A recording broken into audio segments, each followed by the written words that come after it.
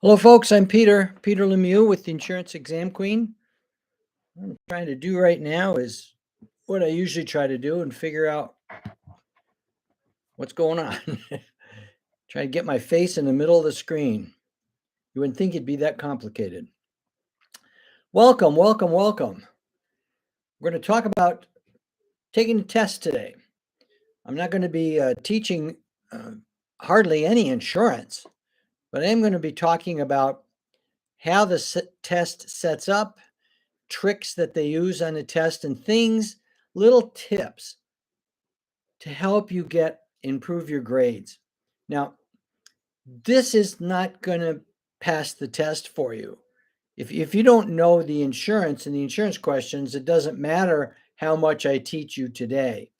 This class is designed for those people who have read, studied, think they got it, but they can't seem to get their practice test or their regular test over the passing grade. They come close, but they're just missing it. There's some things about the way the questions are asked that are curveballs to certain people. That's what I'm going to be addressing over the next hour or so, just kind of going through things to look for on the test to help you pass. As is typical with live classes, you can't talk to me, but you can communicate me with the chat box. So, Emily, this whole time today is going to be suggestions on test questions. I'm not going to go over insurance or review things about insurance, but test questions. So, no matter what test you're taking, P&C, life only, health only, life and health, commercial, how we handle the test questions, that information is the same for any test. So that's what I'm going to be doing. Oh, I know what I want to do here. I have glasses for the computer. We can see each other better if I do this. Well, I can see my computer better. There we go. Whoa, that's what I look like. Glory be. All right. So anyway, welcome to our class. We'll try to do this, have a couple of laughs along the way. If there's things that are said that you think are helpful to you, for goodness sakes, write them down and figure that out, okay? I am going to get started, and I'm going to use a slide you see in front of you to help us get going. The first slide is my commercial. I put a commercial in when I can. I have made recordings of every chapter on life and health taught live by me, or maybe some of them were recorded, but they are much more in depth than I'll ever do on a live class. On a live class, I'm concerned about time. No one wants to stick around for a long time, okay? But on these recordings, I go into depth on every single chapter on life and health. If you go to YouTube, Insurance Exam Queen, and click on join, you will be able to get access to all 16 classes taught by me for $25 or $26. It's a subscription, so you have them for a month, okay? So you can watch the ones that are most important to you. When you subscribed, you can freeze a recording, go back, whatever, to take your notes. I think it's a wonderful deal. If you want to check it out, that's how you do it. But that's my commercial. Let's get started. Preparing for tests. Well, preparation is the key. I think you should study insurance every day. Even if you haven't got a lot of time to study, at least study something every day to keep your mind on the topic and on the things you're trying to learn. In terms of time management, I just said review your notes daily, review your class notes while fresh in your mind. So if you take a class from Melissa or me or whatever, you want to review your notes while it's fresh in your mind. Don't wait a week to review the notes. To study, folks, you just got to make time. You got to block off some time to study this stuff. You can't pass the test by merely watching a few videos, taking a couple practice tests. You've got to take time to get the information lodged into your brain. Start studying at least a week ahead of time and study every single day. Now, mind your notes. Review your notes, go over your notes and the textbook you're reading. Organize your notes, highlight them, rewrite them. Every time I rewrote my notes, I made them shorter. And what I was doing is I was bringing it into the very most important things that I had to make sure I knew. Make flashcards. Flashcards are wonderful. When you make them yourself, you write them, and every day you read them. I say you should read them out loud so you got more senses involved, right? You got your eyes and your ears, and by writing them, you're more engaged. I had a stack of flashcards about yay thick. I read them out loud to myself every day, 3 times a day after every meal. Even though they were that thick, it didn't take me more than 6 or 7 minutes to read them out loud. It's not a major investment of time, but flashcards help to cement information into our brain for the test. Know the material, understand the material, know the material. Don't just read through the material and then try to memorize everything. Okay, that's not the way to do it. Try to understand what the material is saying. If it's not making sense to you, that's where subscribing to Melissa's programs, her Gold or something like that, she'll explain it. Or if it's life and health, I'll do a similar thing. It's just, we're just different people. But anyways, we're trying to accomplish the same thing. Okay. The day of the test, very important. Somebody said to me, you've got a test coming up Saturday. Relax. If you've studied and you're prepared, just relax. You got it. Eat before the test, but be careful what you eat. A word on that in a second. Make sure you get to the test center early so you're not stressed about hurrying into the class and running in at the last minute, okay? Everyone's got different methods of studying for tests. This lesson covers suggestions and best practices. All of you people listening to me today have passed tests in the past. Use the way you studied in the past that's gotten you through other tests to this test also. But we're going to give you some ideas that hopefully will help you improve what you're doing. Now, multiple choice test tips. You're all taking multiple choice. Don't skip around. Answer all the questions in order. Do not skip a question. If a question is difficult, make a best guess answer. If you skip it and afterwards you fail to return to that question, that's a missed question. If you try to answer it to the best of your knowledge, you at least have a chance. Okay, but don't skip questions. Don't linger. I'm going to tell you, when you take the test, read the question slowly 2 times. And then before you look at the answer, say to yourself, what's the question? Sometimes, and I'll give you some examples, sometimes there's a lot of information disguising what the real question is. So you got to say, what are they asking me for? Even though I'm telling you to do that, that shouldn't take you more than 20 or 30 seconds to do that. If you find yourself on a question for a couple of minutes, you're wasting time.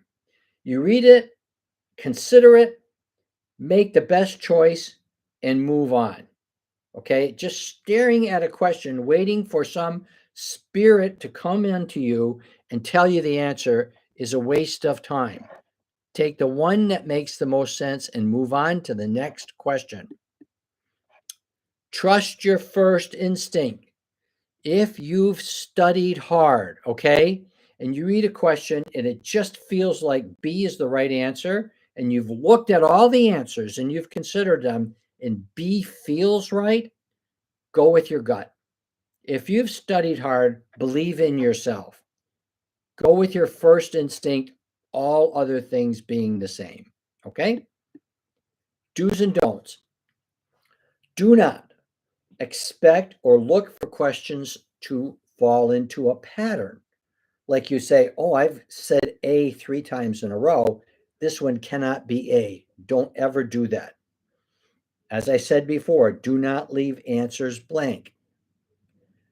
When you're finished, check your answers. Saying most of you people are going to take this on a computer. They're not going to give you a grade until you click submit or I'm done. Then they'll give you a grade. Prior to that, you can go back and review the questions. When you get a question, they give you an option of marking the question or not. This is my advice to you.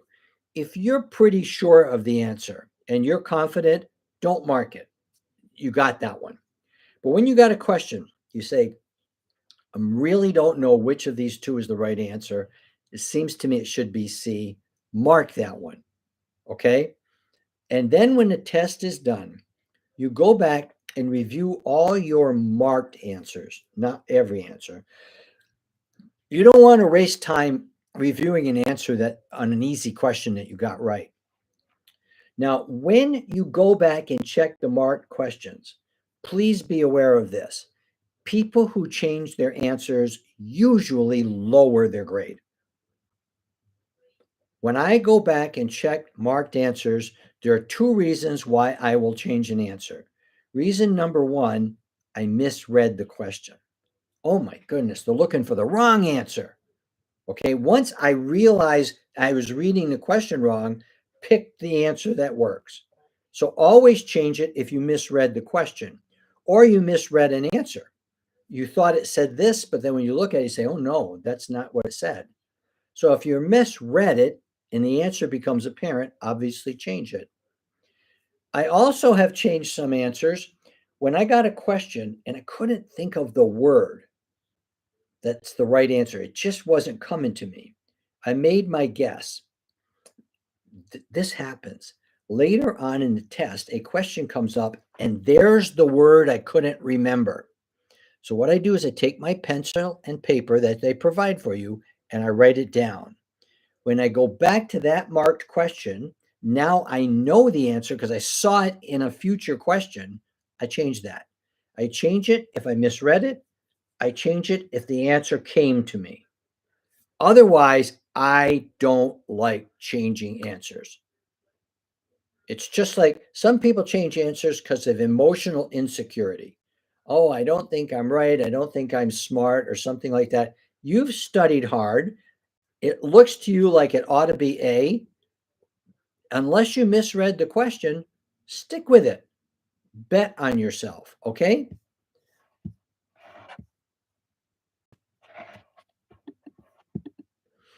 Trust your first instinct. If you have second thoughts about your answer, trust your first one, unless you're absolutely sure you were wrong. Multiple choice tests. Did I go backwards? It seemed to me we had do not linger before. Yeah, it seems like I'm going backwards. Flashcards, did that. When we say, excuse me, I sometimes push the wrong buttons here. It says to anticipate questions. What I mean by that is, as you've gone through the course and you've listened to recordings teaching the chapter and you've come to classes, the instructors, Melissa, me, whoever is instructing you, they are going to give you information that is most commonly on the test. So if the information comes up over and over again about a certain topic, anticipate that's going to be on the test. So I'll make something up. If you're studying life insurance and people talk about non-forfeiture options, extended term or reduced paid up, And on every test, there's questions on that. You can pretty well count you're going to get a question on that. So try to get clear on that as best as you can. Make flashcards. I told you that. If you make them yourself, you write the question, you write the answer, and you read it out loud every day, it's going to get embedded in your brain. So when you take the test, you'll just know that answer.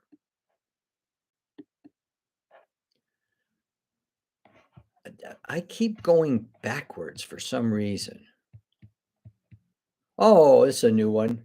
That look familiar to you? Day of the test, I just freak out, Peter. I lose it. I'm out of control. All right, let's try to fix it. Let's try to fix that if I can make the slides go in the right direction. Test anxiety. Melissa wrote on this slide at the top and at the bottom, positive mindset. Okay. I've studied hard. I know this. I'm going to pass. Expect that you'll have some anxiety. Being concerned helps you to do the best on your test. Professional athletes or people in the Olympics, or people in the theater who are performing live, even the best and most experienced ones will tell you they get nervous before it's time to go. And what the nervousness can do, if it's positive, is it can generate a healthy adrenaline that allows you to focus more on what you're doing. Put off all the side things like, did I feed the dog or anything like that? And just the stuff you've studied that comes from being a little anxious. So not all anxiety is negative. Think positive. Replace negative thoughts with positive ones. You're going to pass this test. Do some muscle relaxation. The night before the test, in the morning, you can even do it during the test. If you find yourself getting all stressed out, just close your eyes, do some deep breathing, and just say, it's going to be fine. It's going to be fine. Then come back to the test. Give your brain a little chance to get refocused. If you have voices in you that tell you're not going to do well, you need to understand this. That's the voice of Satan. You can't listen to that voice that tells you you're not going to do well. Not invited to this party, okay? I am going to do well. Remember, we don't have true or false questions. You're going to get a question and you're going to get the right answer. You're never going to be asked to explain a single thing. There's no essays. You're going to give you a question, so you make sure you understand the question, and they're going to give you the right answer with 3 wrong ones. So it's really, at some point, becomes kind of like a mystery where you're given all the clues and you need to find who committed the murder. Find the right answer. And once again, I think I'm going backwards. Probably the first rule that I use, and I want you to be aware of this and use it, eliminate answers. If you're not sure of the answer, the first thing to do is throw out the ones that you know are wrong. If there's 4 answers and I can get rid of 2 of them, and now I'm guessing 1 out of 2, my odds are 50%. If I don't throw out answers, 1 out of 4, I only got 25% chance to get it right. Make sure before you select the answer that you eliminate ones that clearly cannot be correct. So in general, the questions are going to focus on terminology. What I mean by that is vocabulary. As you're preparing for the test, make sure you know what the words mean. Hazard, peril, what is an agreement, consideration, what is unilateral, aleatory. These words that are coming out that people don't use in normal conversation, but you have to know them for the test. Make sure you're doing the best you can to learn the vocabulary. If you have to, put it on a flashcard, okay? Number and day questions, and there are some, right? How long is your license good for? How many days to return the policy under free look? You probably are going to have on a 100-question test at least 15 or 20 where the answer is a number. The only way to get an answer correct on a number is you have to memorize it. And I think the best way to memorize is with flashcards. I tried to put all my number questions that I didn't know, some of them I just knew, but I didn't know, on flashcards and say them over and over again. However, most of the questions are what we call critical reasoning. They'll give you a scenario, and I'm going to give you some examples. And in the scenario, I've built in some things that you're supposed to know. And then you figure out from that scenario what the best conclusion is. Critical reasoning questions.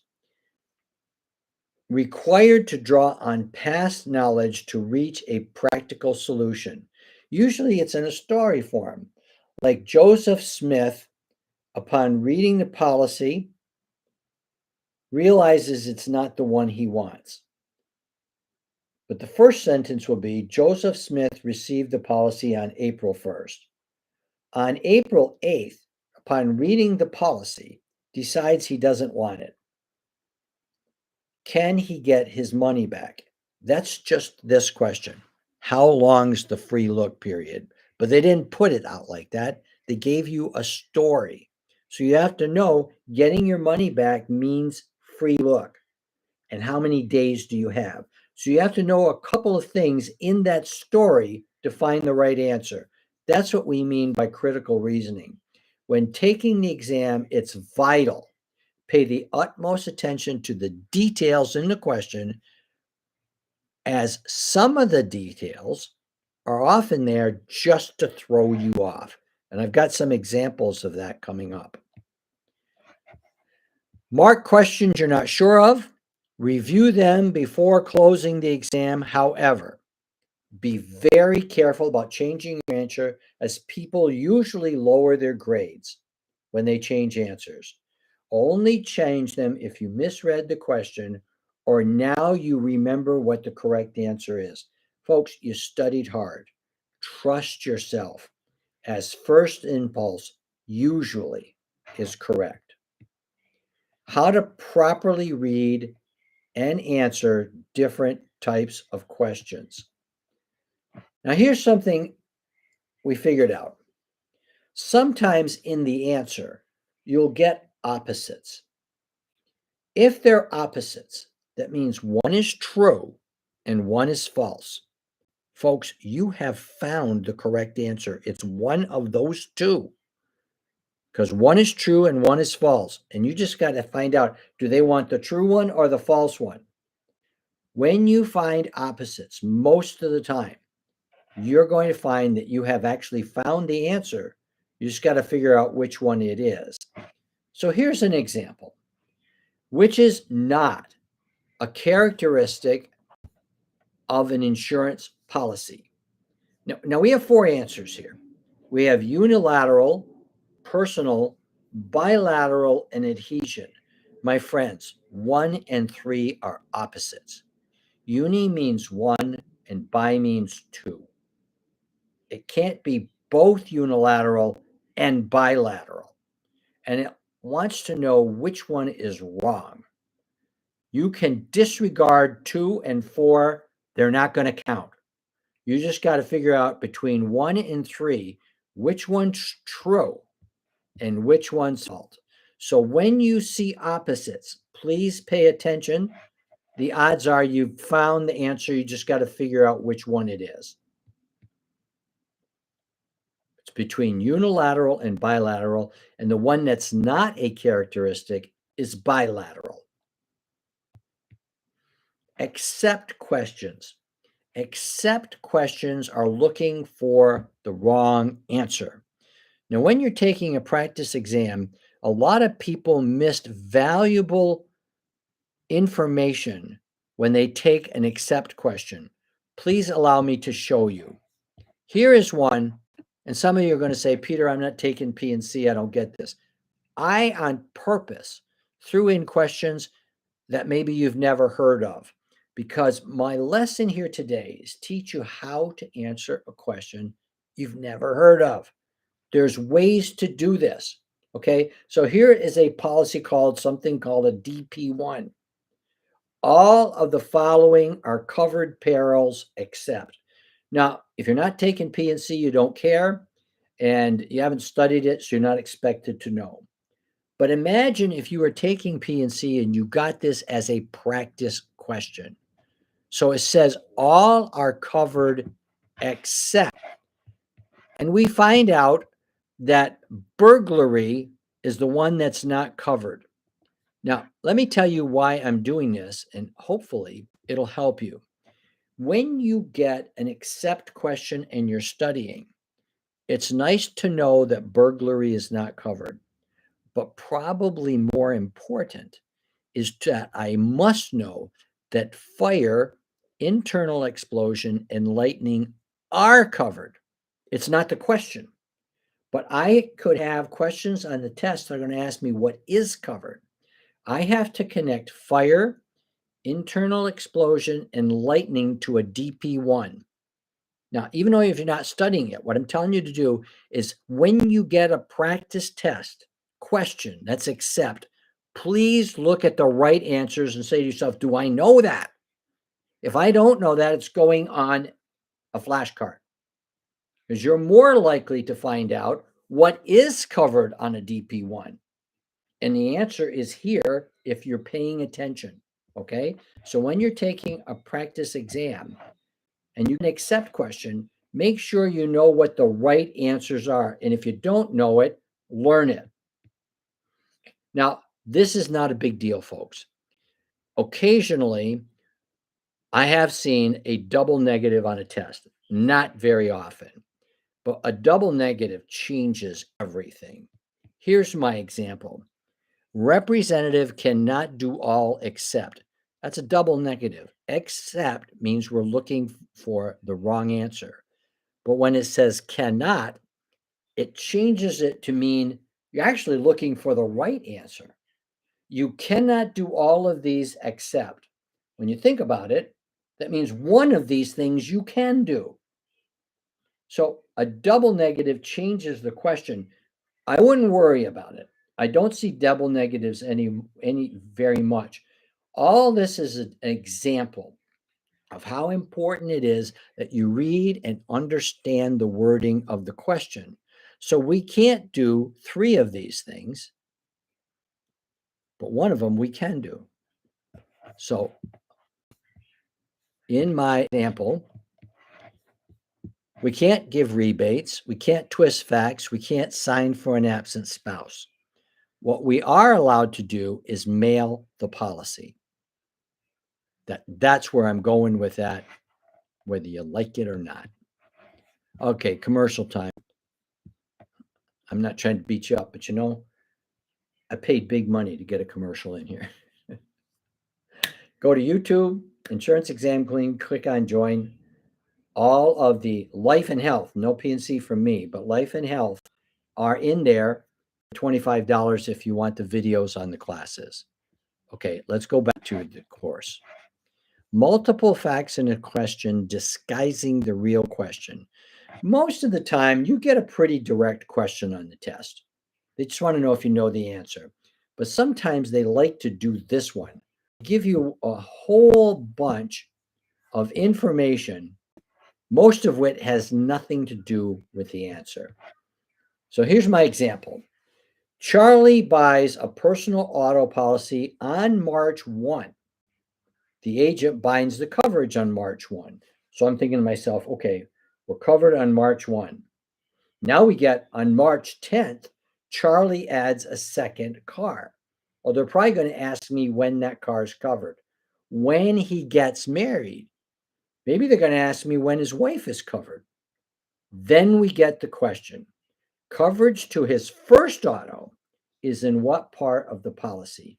My friends, the only two sentences they needed to give you was the first one and the last one. All that stuff about March 10th, getting married, getting another car had nothing to do with the question. This is when they throw in a bunch of facts meant to disguise and to distract you. And if you've studied P&C, you all know that cars are covered under Part D. That's what covers cars. However, adding the second car and getting married, just a distraction. Just a distraction. The real question is, what part of the policy covers the car? So when I tell you, I want you all to read the question slowly 2 times and then say, what's the question? Okay? We don't care about Charlie's wife. When he bought a second car, what's the question? First car, where is it covered in the policy? So don't let words throw you off, okay? Complete this sentence. A hazard is a golf term, increases the probability of a loss, unimportant, only applies to dwelling policies. I see some questions that I haven't paid attention to in the chat. After this slide comes up, I'll stop and answer them, okay? I don't want you to think I'm going to not pay attention to you. Now, what I want you to do with that question is eliminate the clearly wrong answers to choose the most likely option. So clearly, a golf term is not going to be an answer on an insurance test. And it's not unimportant. If it was unimportant, wouldn't need to learn it. Now it's just choosing between 2 and 4. What we have here is narrowing the question down using rule of elimination. Eliminate the clearly wrong answers. Now let me go back chat box and start to pay attention to you guys. I'm sorry.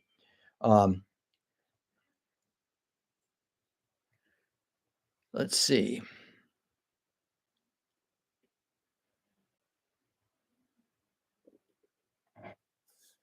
I don't know this. Hello, how are you? I'm good. Okay. If I pay for the online classes, do I have access to my state regulations lesson, or is it going to be something general?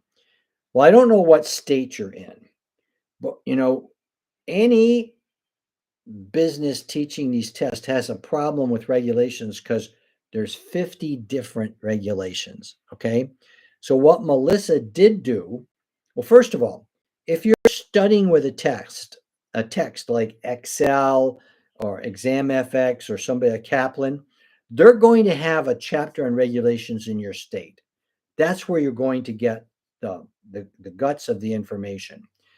Melissa also made a regulations PDF for every single state. So all you need to go in and pick it. I think she charges for it. I think she told me $25. Find your state and get it. Or if you already have that information in your Kaplan book or whatever, that's where you're going to need to go to get specific state information. Our videos that I do or Melissa does are general information, but we can't go into specifics like how long is your license good for, because it's different in different states. Okay. I hope that helps a little bit, sprunky babies. Let's see. Rihanna, I can't answer you because I can't remember what the question was. I purposely mixed the questions up because I didn't want you to focus so much on the insurance answer as what I'm trying to teach you about how to answer the questions. Catherine said it was PC. All right, I've caught up. On. Look for clues in the question. They're often there in plain sight if you look. So let's look at this one. It says interline endorsements. Now, if you're taking life and health, you're not going to have any idea what this is, which is good. I'm going to do this by clues only. Interline endorsements. Is it geographic rates, illegal, CPP policy, only used by alien companies? Now, let's say I have no idea. Let me tell you how I can whittle this down. I look at the word interline. That means to me, it means there's different lines of coverage. Okay, interline and different lines of coverage somehow connected in the policy. Now, interline probably means more than one line of coverage. That's finding the clue in the question. Now we're going to start eliminating things that it cannot be.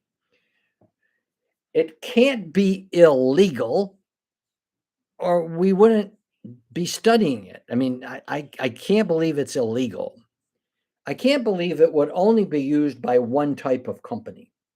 If there's such a thing as interline endorsements, it must be used by domestic, foreign, and alien companies, right? So I got rid of 2 and 4, and I'm focusing on the line interline. Okay, and then I don't have the next one. The actual correct answer is the CPP policy uses interline. Interline has really nothing to do with geography. It has to do with coverages. Now, I don't really care if you people taking life and health, you don't need to know this information. I get it. But what you do need to know is how to eliminate wrong answers and look for clues. That's all I'm trying to teach right now. Now we have this person who trouble with tests. This person is called the overthinker. What the overthinker does is they change the question. They get insecure and they change the question. So here's a question. In a whole life policy, when does cash value equal the death benefit? Age 65, age 100, it can vary whenever the policyholder decides. Now, let me tell you what the overthinker does. They change the question.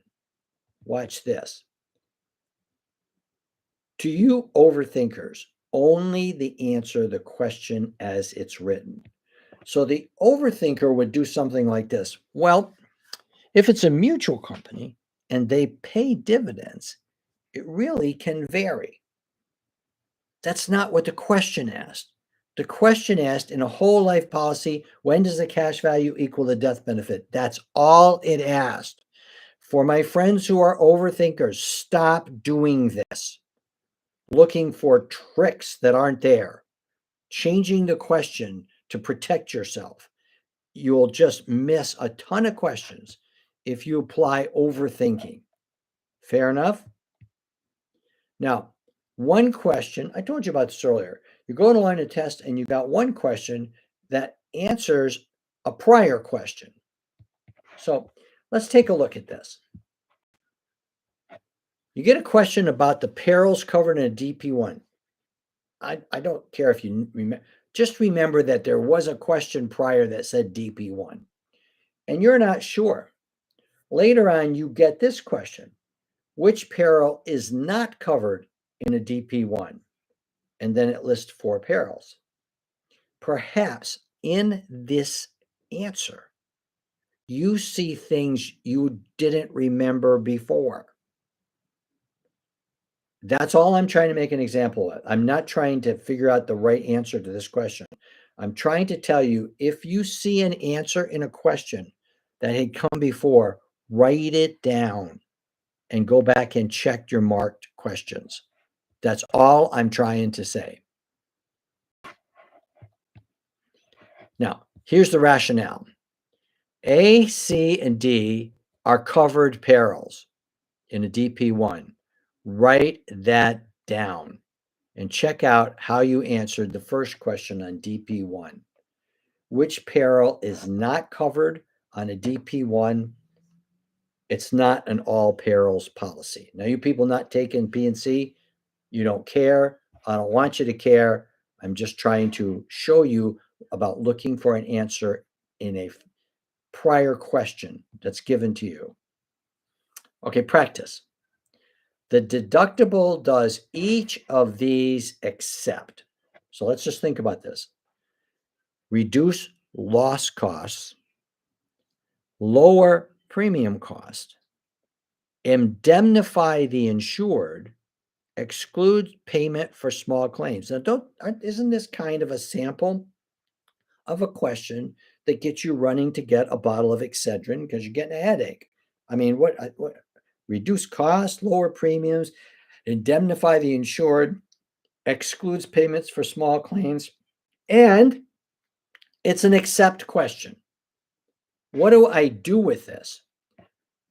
Eliminate. Okay. Does it lower premiums? Yes. It can't be a wrong answer. Does it indemnify the insured? Does that mean they're protected and they get restored at the loss? Possibly. Does it exclude payments for small claims? Absolutely. The insured will pay those with their deductible. Well, if you eliminate just B and D, you're guessing between A and C. If I can eliminate all three, we find out the right answer is A. Now, just in general, my friends, just so you know this, the deductible doesn't reduce the loss costs. The loss cost a certain amount. If you wreck your car and repairing it's going to cost $7,000, having an deductible doesn't lower that. It's still $7,000.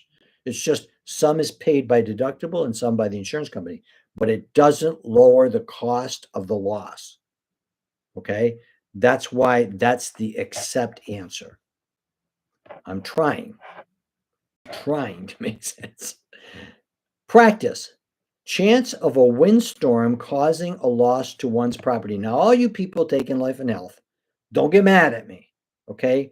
I don't really care what the right answer is, and you shouldn't either. What you want to know is how you go about answering difficult questions. Chance of a windstorm causing a loss to one's property. Is that a risk? Is it uninsurable? Is it a hazard? Or is it a peril? So, importance of learning your basic vocabulary. A risk is a chance. It doesn't mean there is a loss. There's a possibility of a loss. Of course, it's not uninsurable. We insure risks every day. Okay? If you're studying life insurance, the risk is you could die, but you're not uninsurable, right? Hazard means you're more likely to have a claim. The chance of a risk is not a windstorm is a risk. It's not a hazard. A hazard would be if you have loose shingles on the house, that would create a hazard. And peril is what causes the loss would be the windstorm. But just the chance is a risk. Now, let me just stop for a second. I'm always suspicious when I talk and talk and talk, and I can't see you. I don't know how many of you just put your heads in your lap and are sleeping, or if this is making any sense. What I'm trying to do is try to figure out how to answer difficult questions. Does anybody, I'll take a deep breath here. Deep breathing exercise. Anybody want to ask me questions? Tell me if this is making any sense. Are we doing okay? I can't see you. So just let me know in the chat box.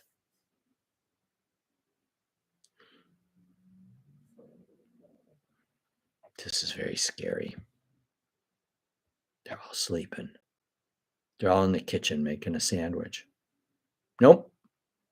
No negative thoughts. I'm going to have positive thoughts right now.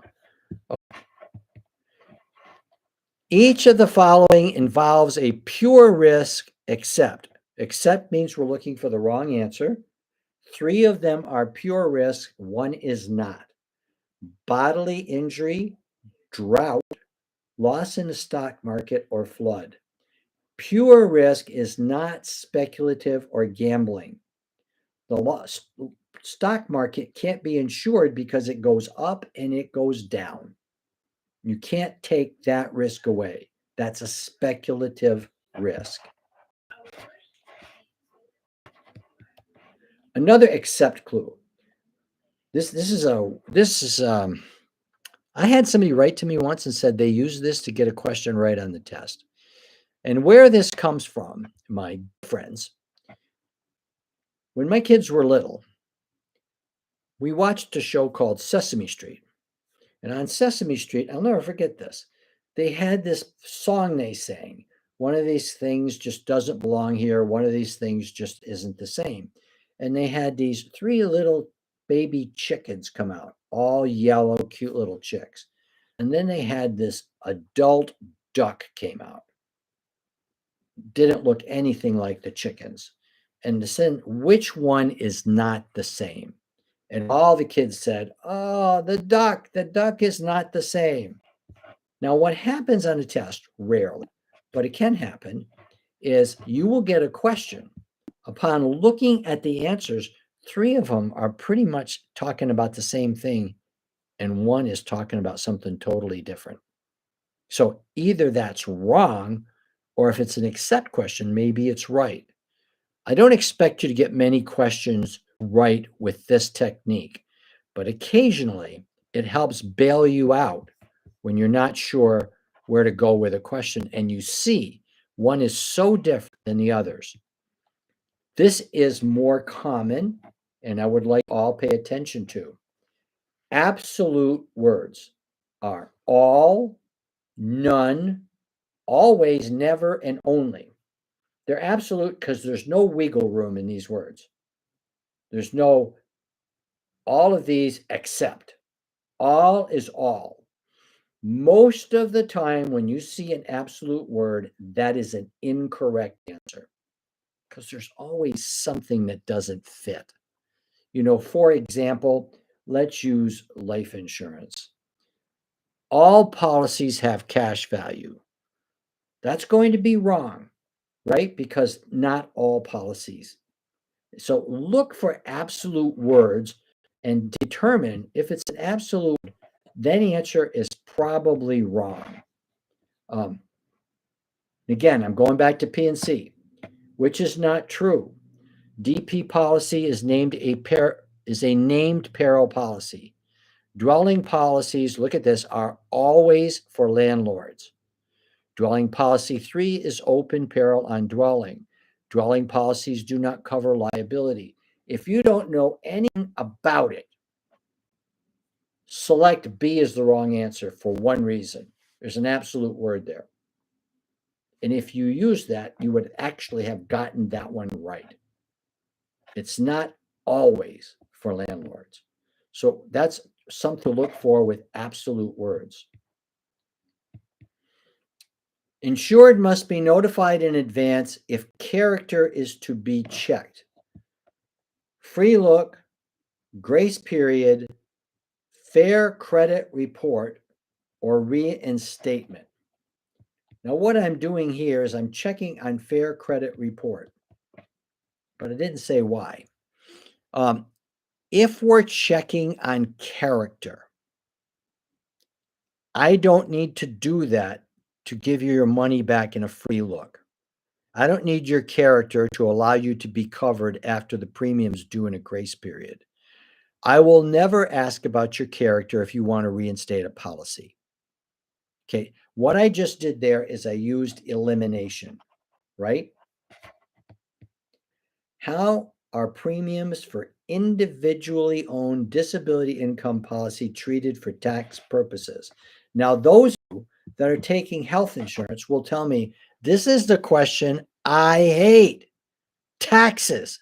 Okay, I hate taxes. All right, take a deep breath. Deep cleansing breath. Let's see if there's clues. Not tax deductible at all. Amount spent over 7.5% of income is tax deductible. Partially tax deductible, fully tax deductible. So instead of saying, I have no idea, I'm just taking C to get this over with, I want you to notice something. A and D, what are they? Opposites. One is right and one is wrong. So don't even worry about B and C. You're not going to select them. You got opposites working here. All I got to know is individual policy, disability income policies, how are the premiums treated? Can I tax deduct them or not? Now, you could get it right, you could get it wrong, but at least you didn't put yourself in a position of saying, I don't get taxes, it's just time to click on C. Okay?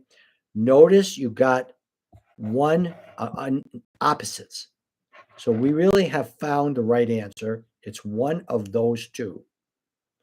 And on an individual policies, that is not tax deductible. Now, how did I know that? I studied. I don't know. I teach the stuff, okay? But there's a big help there if I can whittle this down because of opposites, okay? Practice when the question is not recognizable. Now, here's a question I made up because this isn't about insurance at all. But can I, using the techniques that Peter taught, get close to getting this one right? Which of the following was a factor in passing the Social Security Act? Now, I know the answer because I was alive when this was passed. No, that's not true, but just seeing if anybody's paying attention. Families living in closer proximity to each other. So you got to think to yourself, would everybody living close to each other indicate that we have a need for Social Security? I'll think about it. A trend to rural rather than urban living. Well, if I remember right, it's been the trend for a long time that people are moving off the farms and moving to the city, which means B would be incorrect. It just is not true. The economic turmoil and instability of the Great Depression, the low confidence in President Roosevelt. So, passing Social Security, I'm eliminating B and D. They weren't moving to the country, they were moving to the city. President Roosevelt, if you know any history, was elected 4 times. So people had confidence in him. Now, the question is, which would make us feel like we have to have Social Security? Because families live closer or because we're in economic turmoil and instability of the Great Depression? Which of those two is more likely? And that would be C. Okay. But I want you to pay attention to care that you know about Social Security, right? What I care about is watch the process that was used to discover the right answer. Eliminate opposites, absolute words. My friends, if you have 100 questions and you need 70 to pass, and you've been getting 66 and 67, these rules are what you need to get you over the top. Because you'll be able to figure out some questions just in these rules. Okay, another practice. Which country is in Africa? Clues. Country, Africa. Now what we're going to do is we're going to go to eliminate. I know Paris is not a country, and I know Mexico is not in Africa. Okay, I just got to know, is the Sudan or Qatar in Africa? Now, I'm not pretending you know it or don't, but you see what I just did? I got it down to 2, and I increased your odds. It ends up that the Sudan is in Africa, Qatar is not, or Qatar, I guess some people say. But what I wanted you to see is just use elimination to increase your chances of getting it right. I want all of you to know the people who give you the test is the state you live in. Oh no, Peter, it's Prometric or Pearson VUE. Nope. Your state hired them to give you a test. What does the state care about? The state cares about protecting the public. They don't want anybody to get an insurance license who doesn't know what they're doing. So they told the testing company, make this test difficult so we know the ones who know the stuff pass and the ones who don't. Here's what's important. They're trying to protect the public. I can't tell you how many questions I am able to figure out by merely answering which of these answers most protects the public. Especially, somebody asked me about regulations. All the regulations are laws to protect the public. Remember, we're trying to protect the public. When you don't know which law is really a law and which isn't, find the one that most protects the public. When studying, study the chapters that ask you the most questions. There is a sheet that tells you which chapter asks how many number of questions in your state. Is anybody in this class not familiar with that sheet? Or all of you know what I'm talking about?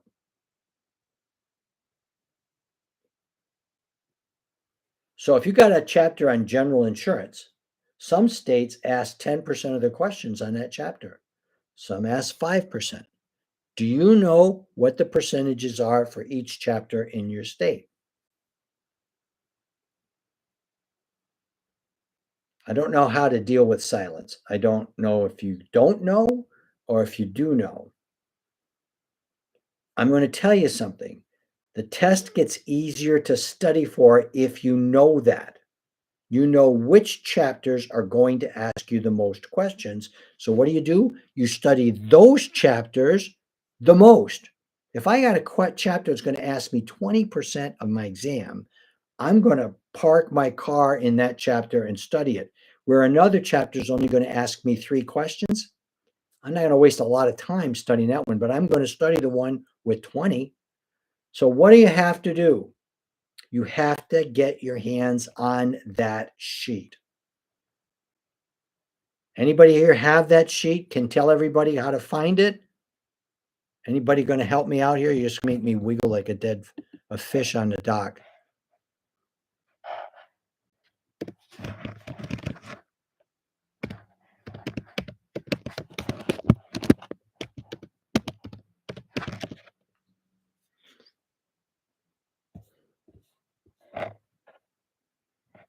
That's important. What I'm going to do right now is I'm putting in there my personal email. If you don't have that sheet telling you which chapters ask the most questions in your state, please write to me and tell me what test you're taking in what state, and I'll send it to you. Okay? So, Angelia, I don't know your email address. I don't want you to put it on a chat box. Write to me, peter.lemieux@cox.net, and just say, I'm studying for this test in Nevada, and I'll send you the sheet. Okay? Did that make sense? Since you guys don't talk to me, I don't know if I'm even making any sense. I got 5 kids will tell you that I don't make any sense ever. So, summary. If you want to take pictures of these last slides, this is a summary of what I taught. Find the question being asked. Look for clues in the question. Eliminate wrong answers. Look for opposites. One of these things just doesn't belong here. Use flashcards to learn numbers and key facts. And if you want videos of me teaching all the classes, go on YouTube, Insurance Exam Queen, click on join. you have to send me the email. When I receive the email, I'll have your address, then I'll send it out. I'm studying for personal lines in Texas. I believe chapter 10 is the most questions. If you want to be sure, again, I'm not going to remember this, and most of you got nicknames on here anyways, and I don't know your email addresses. Send me an email. Every time I get an email that asks me a question I can answer, I will answer it. Okay? I think because I'm on a commercial that I have ended my slides. Yep. Be ready, review, use our resources, relax, reevaluate. Do not study questions. No one understands the material when you just study questions and memorize questions. Odds are that particular question won't be on the test. Focus more on watching the videos and reading the text. And as Melissa always, you got this. Okay. Every day, folks, we get emails from people saying, I passed, thank you. All right. Let us help you pass. I am done for this class. I hope there was one or two things that helped you that might just be the thing you need. Before I click goodbye, thank you all for coming. I really appreciated you being here. Does anybody have a question in their brain that went unanswered or wasn't asked that I can answer for you now before I take off? You are the quietest class I ever taught.